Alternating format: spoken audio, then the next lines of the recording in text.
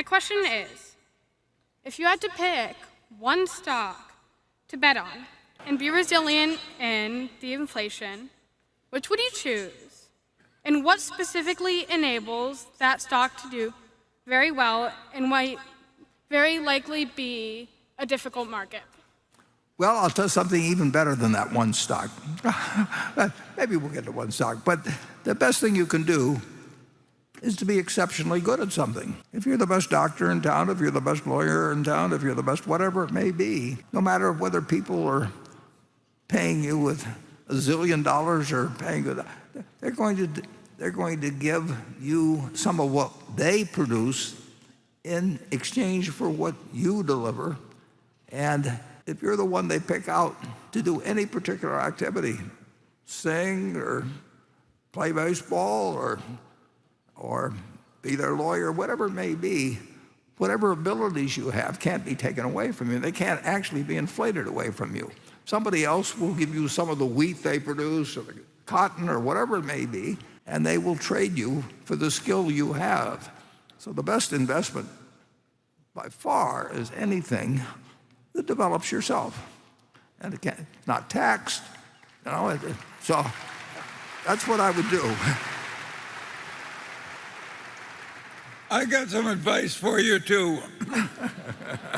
When you have your own retirement account and your friendly advisor suggests you put all the money into Bitcoin, just say no.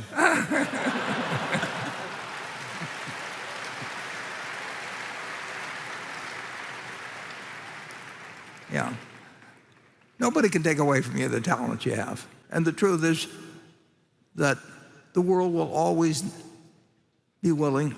They'll need to do something, and some people will not have skills, and they will get less of the product of the society than somebody who has other skills. And sometimes that has something to do with education, but a good bit of the time it doesn't have anything to do with education. I mean, but to figure out what you'd like to be and figure out how, and what you'd like to be is what you're going to likely be good at. And the world will always need somebody on that tube to tell us what's going on. So, study Becky Quick or somebody and figure out, what makes her good and what you sort of naturally bring to the game. I mean, I could have.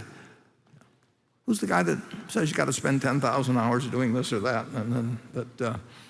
Malcolm Gladwell. Malcolm Gladwell, would say just spend 10,000 hours on something. Well, I could have spent 10,000 hours trying to become a heavyweight boxer, but I don't think I'd have felt very good at the end of the 10,000 hours. I mean,